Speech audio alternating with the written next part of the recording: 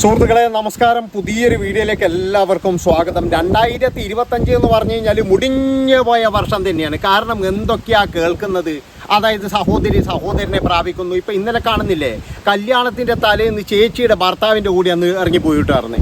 പിന്നാന്ന് പറഞ്ഞ ഉമ്മോക്കലും ഒന്നും പറയേണ്ട, ഓട്ടോയിൽ കിടന്നിട്ട് ഭയങ്കരമായിട്ടുള്ള ഉമ്മോക്കലായിരുന്നു. എനിക്ക് ചേട്ടായി ഇല്ലാതെ പറ്റൂല, എനിക്കെൻ്റെ ചേട്ടായിനെ വേണം. ചേട്ടായി ആണെങ്കിലെന്ന് പറഞ്ഞു കഴിഞ്ഞാൽ ഈ പിന്നെന്താ പറയേണ്ടത്, ഉണക്കമുന്തിരി കണ്ടപോലെയാണ് കളിക്കുന്നതായിരുന്നു. അത്രമാത്രം പ്രിയപ്പെട്ട ഒരു പിന്നെന്താ പറയേണ്ടത് ഭാര്യേൻ്റെ സ്വന്തം അനുജത്തിയായിട്ടാണ് പോയിരിക്കുന്നത്. അപ്പോൾ ഈ ചേട്ടായി പറയുന്ന മാന്യം പറയുന്ന ഒരു കാര്യം കൂടിയുണ്ട്. ഞാൻ കുറച്ച് കഴിഞ്ഞിട്ട് വരും, എനിക്കൊരു 2-3 പേരെയും കൂടി കൊണ്ടുപോകാനുണ്ട്. അതെന്താണെന്ന് വെച്ച് കഴിഞ്ഞാൽ എനിക്ക് തോന്നുന്നത് ഇനി ഭാര്യ അറിഞ്ഞുകൊണ്ടുള്ള കളിയാണോ അല്ല ഭാര്യ അറിയാതെയുള്ള കളിയാണോ എന്നൊന്നും നമുക്കറിയില്ല. എന്തൊക്കെയായാലും നിങ്ങളെല്ലാവരും ഇതുപോലെയുള്ള ചേട്ടായിമാരുണ്ടെങ്കിൽ വളരെയധികം സൂക്ഷിച്ചോ. കാരണം എന്താ വെച്ചാൽ ഇന്ന് സൂക്ഷിച്ച് കഴിഞ്ഞാൽ നാളെ ദുഃഖിക്കേണ്ടി വരില്ല എന്ന് മാത്രമേ എനിക്ക് പറയാനുള്ളൂ. കാരണം എന്താ വെച്ചാൽ എല്ലാവന്മാരും ഇപ്പോൾ കഴുകന്മാരായി മാറിക്കൊണ്ടിരിക്കുകയാണ്. ഒരാളെ പോലും നമുക്ക് വിശ്വസിക്കാൻ കഴിയില്ല. സ്വന്തം കുടുംബത്തിലുള്ളവനെ വരെ വിശ്വസിക്കാൻ കഴിയാത്ത സ്ഥിതിയാണ്. അതുപോലെയല്ലേ ഈ ഭാര്യയും, അതായത് അനുജത്തിയല്ലേ എന്ന് വിചാരിച്ചിട്ട് തൻ്റെ അനുജത്തിയാണ്, തന്നെ ചതിക്കില്ല എന്നൊക്കെ കരുതിയിട്ടല്ലേ ഇത്രയും സ്വാതന്ത്ര്യം കൊടുത്തത്. പക്ഷേ ചേട്ടായിനെ കയറിയിട്ട് അങ്ങ് പ്രേമിക്കുന്നത് 3 വർഷമോ 4 വർഷമായിട്ട് പ്രേമത്തിലാണെന്നാണ് പറയുന്നത് കേട്ടത്. അപ്പോൾ സ്കൂളിൽ പഠിക്കുമ്പോൾ തന്നെ പരിപാടി തുടങ്ങിയിരിക്കുന്നത് അത് തന്നെയാണ്, വേറെ ഒന്നുമില്ല. അപ്പോൾ ഇന്നലെ ഈ കിഴങ്ങേശന്മാർ 2 എണ്ണം, അതായത് ഈ 2 എണ്ണം വന്നിട്ട് ഇന്നലെ ലൈവിൽ വന്നിട്ട് ഭയങ്കരമായിട്ട് അങ്ങ് മെഴുകുകയാണ്. 1-2 മാസം കഴിഞ്ഞാൽ നിങ്ങൾ കണ്ടോ, ആ ഒരു അവൻ്റെ മുഖം കണ്ടാൽ അറിയാം അവൻ പക്ക ഫ്രോഡാണ്. 1-2 മാസം കഴിഞ്ഞാൽ ഇതേ പെൺകുട്ടി ലൈവിൽ വന്നിട്ട് ഇതുപോലെ പറയും, എൻ്റെ ചേച്ചിയെ എൻ്റെ സഹോദരിയെ ഞാൻ ചതിക്കാനുള്ള ശിക്ഷ എനിക്ക് കിട്ടി, അതായത് അവൻ വിട്ടുപോയി. കാരണം ഇങ്ങനെയുള്ളവനൊക്കെ വിട്ടുപോകാനും വലിയ ഈ താമസമൊന്നും വേണ്ട.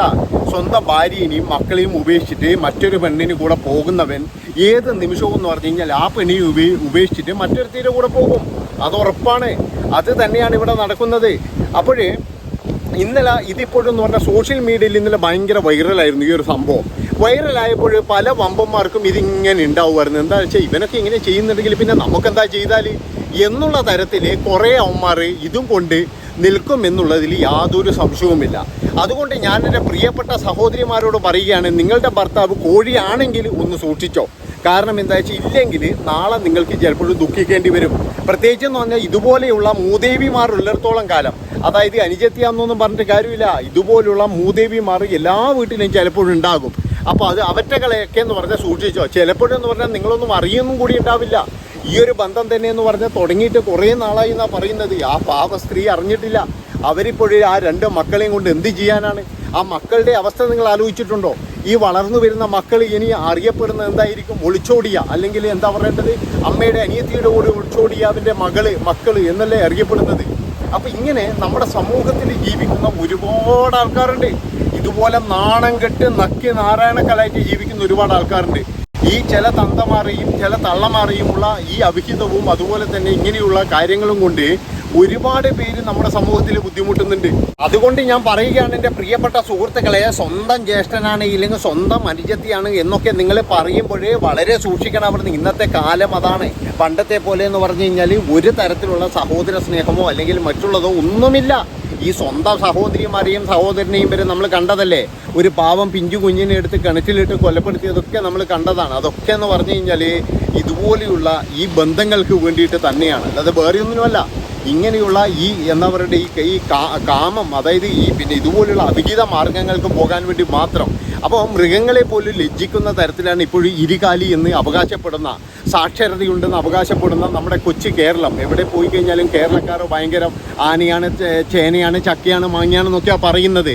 പക്ഷേ വകതിരിവോ പൂജ്യമായി മാറിക്കൊണ്ടിരിക്കുകയാണ്. അതായത് വിദ്യാഭ്യാസമൊന്നുമല്ല നമ്മുടെ നാട്ടിൽ വേണ്ടത്. നമ്മുടെ നാട്ടിൽ ഇതിനെ പറ്റിയിട്ട് പഠിപ്പിക്കുകയാണ് ആദ്യം വേണ്ടത്. ഇല്ലെങ്കിൽ ഇതിന് കൃത്യമായിട്ടുള്ളൊരു ശിക്ഷ കൊടുക്കണം. അതായത് ഈ യുവതിയെയും അതുപോലെ തന്നെ അതിൻ്റെ ഭർത്താവിനെയും പോക്സോ നിയമപ്രകാരം തന്നെ ഉള്ളിലാക്കിയിട്ട് ഇതിങ്ങൾ ഇനി പുറത്ത് വരാൻ കഴിയാത്ത വിധത്തിലായിരിക്കണം. അതുപോലെ എല്ലാ ഒളിച്ചോട്ടങ്ങൾക്കും അങ്ങനെയായിരിക്കണം. ഈ മക്കളെ ഉപേക്ഷിച്ച് പോകുന്ന ഈ തള്ളമാരായാലും മക്കളെ ഉപേക്ഷിച്ച് പോകുന്ന തന്തമാരായാലും ഇവരൊക്കെ എന്ന് പറഞ്ഞു കഴിഞ്ഞാൽ എന്ത് ചെയ്യണം എന്ന് പറഞ്ഞാൽ പോക്സോ നിയമപ്രകാരം പിടിച്ചിട്ട് ഉള്ളിലിട്ട് കഴിഞ്ഞാൽ നാളെ മുതൽ ഒരുത്തനും ഇമാതിരി തോന്നിവാസത്തിന് ഇറങ്ങില്ല. അതാണ് എനിക്ക് പറയാനുള്ളത്. കൃത്യമായിട്ടുള്ളൊരു നിയമം ഇതിന് കൊണ്ടുവന്നു കഴിഞ്ഞാൽ മാത്രമേ ഇതിനൊരു രക്ഷയുള്ളൂ. ഇല്ലെങ്കിൽ എന്ന് പറഞ്ഞു കഴിഞ്ഞാൽ നമ്മുടെ നാട്ടിൽ ഇതുപോലെ നാണം കെട്ടി ജീവിക്കാനായിട്ട് കുറേ കുട്ടികൾ ഈ കുട്ടികളെയാണ് ഇത് ഏറ്റവും കൂടുതൽ ബാധിക്കുന്നത്, വേറെ ആരെയുമല്ല. ഈ കുട്ടികളാണ് ഇനി വളർന്നു വരേണ്ടത്. അവരെന്ന് പറഞ്ഞു കഴിഞ്ഞാൽ ഇതെന്താ പറയേണ്ടത്, ചെറുപ്പം മുതൽ ഇത് കേട്ട് പിന്നീടെന്ന് പറഞ്ഞാൽ ഇവർ പോലും ഒരു ക്രിമിനൽ സ്വഭാവത്തിലേക്ക് പോവുകയാണ് ചെയ്യുന്നത്. ഇങ്ങനെയുള്ള മാതാപിതാക്കളുടെ മക്കളൊക്കെ എന്ന് പറഞ്ഞു കഴിഞ്ഞാൽ വലുതാകുമ്പോഴും ഒരു ക്രിമിനൽ സ്വഭാവത്തിലേക്ക് പോകും. അതുകൊണ്ടാണ് പറയുന്നത്, ഈ നായിൻ്റെ മക്കൾ എന്തിനാണ് ഇത് ലൈവായിട്ടിട്ടതെന്ന് എനിക്ക് ഇനിയും മനസ്സിലാകുന്നില്ല. അതായത് ഈ പിന്നെന്താ പറയേണ്ടത്, അവരോ നാറി, ഇനി നാട്ടുകാരെ മുഴുവൻ നാറട്ടെ, ഇല്ലെങ്കിൽ വീട്ടുകാർ മുഴുവൻ നാറട്ടെ എന്ന് കരുതിയിട്ടാണോ എന്നറിയില്ല. എൻ്റെ ചേട്ടായി എനിക്ക് ഇഷ്ടമാണ്, എൻ്റെ ചേട്ടായി തന്നെ എനിക്ക് വേണമെന്ന് പറഞ്ഞിട്ട് ഇവറ്റകളാണെങ്കിൽ ഇത് മുഴുവൻ സോഷ്യൽ മീഡിയയിൽ മുഴുവൻ എന്ന് പറഞ്ഞാൽ ലൈവായിട്ടിട്ടിരിക്കുകയാണ്. അപ്പോൾ ഇതെന്തിനാണെന്ന് എനിക്ക് ഇനിയും പിടിയിട്ടുന്നില്ല. ഇന്നലെ ഉമ്മ വക്കലും ഒന്നും പറയണ്ട, പുകയായിരുന്നു. ഈ ചേട്ടായി എന്ന് പറയുന്ന വേട്ടാവളിയാൻ എവിടെയെങ്കിലും വെച്ച് കാണുകയാണെങ്കിൽ എൻ്റെ പ്രിയപ്പെട്ട കേരളക്കാരെ ഞാൻ ഒരു കാര്യം പറയുകയാണ്, നമ്മൾ ഇവിടെയും ഇതിറ്റുകൾക്ക് ഒരു താമസസ്ഥലം പോലും കൊടുക്കരുത് എന്നാണ് എനിക്ക് പറയാനുള്ളത്. അതായത് സാധാരണ ഒളിച്ചോട്ടം എന്ന് പറഞ്ഞു കഴിഞ്ഞാൽ അവൻ പോട്ടെ എന്ന് വിചാരിക്കാം, എങ്ങനെയെങ്കിലും ആ ഒരു ആ സഹോദരിയും അല്ലെങ്കിൽ അവരുടെ 2 മക്കളും ജീവിച്ചോട്ടെ എന്ന് വെക്കാം. ഇതല്ല, ഇത് അവരെ നാറ്റിക്കണമെന്ന് മനഃപൂർവ്വം കരുതിയിട്ടാണ് ഇവൻ ഇമ്മാതിരി തോന്നിയവാസം ചെയ്തിരിക്കുന്നത് എന്നുള്ളതാണ്. അതുകൊണ്ടാണ് ഞാൻ പറയുന്നത്, കേരളത്തിൽ എവിടെയും ഇവന് താമസിക്കാൻ പോലും 1 ഇഞ്ച് ഭൂമി ഇല്ലെങ്കിൽ ഒരു സ്ഥലത്ത് പോലും താമസസ്ഥലം കൊടുക്കരുത്. അവിടെയുള്ള നാട്ടുകാർ സംഘടിക്കണം. അതായത് ഇവറ്റകൾ 2 പേരും എവിടെയെങ്കിലും കേരളത്തിൽ ജീവിക്കുന്നുണ്ടാകും. അവിടെയുള്ള നാട്ടുകാർ അവിടുന്ന് അടിച്ചോടിക്കണം എന്നാണ് എനിക്ക് പറയാനുള്ളത്. അമ്മാതിരി തെണ്ടിത്തരമാണ് ചെയ്തിരിക്കുന്നത്. കല്യാണത്തിൻ്റെ തലേന്ന് അതായത് പന്തൽ വരെ ഏൽപ്പിച്ചു, അതുപോലെ പാചകക്കാർ വരെ വന്നു എന്നാണ് പറയുന്നത്. അനിയത്തിൻ്റെ കല്യാണം കൂടാൻ വേണ്ടിയിട്ടാണ് ഭർത്താവും അതുപോലെ തന്നെ ഈ ചേച്ചി എല്ലാവരും വന്നിരിക്കുന്നത്, 2 മക്കളടക്കം. അവിടെ വെച്ച് രാത്രിയാകുമ്പോഴേ ഇവറ്റകളെ 2 പേരെയും കാണുന്നില്ല എന്നാണ് പറയുന്നത്. പിറ്റേന്ന് രാവിലെ നോക്കുമ്പോഴേ അതേ മുഹൂർത്തമാകുമ്പോഴേക്ക് എനിക്ക് ചേട്ടായിയെ പിരിഞ്ഞിരിക്കാൻ കഴിയില്ല, ഞങ്ങൾ കുറേ നാളായിട്ട് സ്നേഹത്തിലാണ് എന്നൊക്കെ പറഞ്ഞിട്ട് ലൈവാണ് പിന്നീട് വരുന്നത്. ആ വീട്ടുകാരുടെ മാനസികാവസ്ഥ നിങ്ങളൊന്ന് ആലോചിച്ച് നോക്കണം. എത്രമാത്രം നാണം കെട്ടിട്ടായിരിക്കും ഇന്നലെ ഇതിൻ്റെ തന്തയും തള്ളയൊക്കെ എന്ന് പറഞ്ഞു കഴിഞ്ഞാൽ ജീവിക്കുന്നുണ്ടാവുക. അത്രത്തോളം നാണം കെട്ടില്ലേ നാട്ടുകാരുടെ മുമ്പിലും ബന്ധുക്കളുടെ മുന്നിലും സമൂഹത്തിൻ്റെ മുന്നിൽ തന്നെ. ഇങ്ങനെയൊരു ഇതുപോലെയുള്ള ഒരുപാട് സ്ത്രീകൾ, ഒരുപാട് പുരുഷന്മാർ നമ്മുടെ സമൂഹത്തിലുണ്ട്. അപ്പോൾ ഇവറ്റകളെയൊന്നും പറഞ്ഞാൽ നമുക്ക് പെട്ടെന്നൊന്നും തിരിച്ചറിയാൻ കഴിയില്ല. അതായത് ഇവരൊക്കെ എന്ന് പറഞ്ഞാൽ സമൂഹത്തിൽ ഭയങ്കര മാന്യതയായിരിക്കും, പകൽ മാന്യന്മാരായിരിക്കും, ഭയങ്കര മാന്യതയായിരിക്കും. എന്താ വെച്ച് കഴിഞ്ഞാൽ ഒരു പെണ്ണിൻ്റെ മുഖത്ത് പോലും നോക്കൂല, അങ്ങനെയുള്ള ആൾക്കാരാണ്. അതുപോലെ തന്നെ ഒരു പുരുഷൻ്റെ മുഖത്ത് പോലും നോക്കാതെ സ്ത്രീകളുമായിരിക്കും. പക്ഷേ ഇവരൊക്കെ എന്ന് പറഞ്ഞു കഴിഞ്ഞാൽ ചിലപ്പോൾ കണ്ണടച്ച് പാല് കുടിക്കുന്ന ടീമായിരിക്കും. അതുകൊണ്ടാണ് ഞാൻ പറയുന്നത്, കൃത്യമായിട്ടുള്ള കേസ്, കൃത്യമായിട്ട് നിയമം വേണം ഇതിന്. അതായത് പിടിച്ചുള്ളിലിടണം, പുറത്ത് വിടരുത്.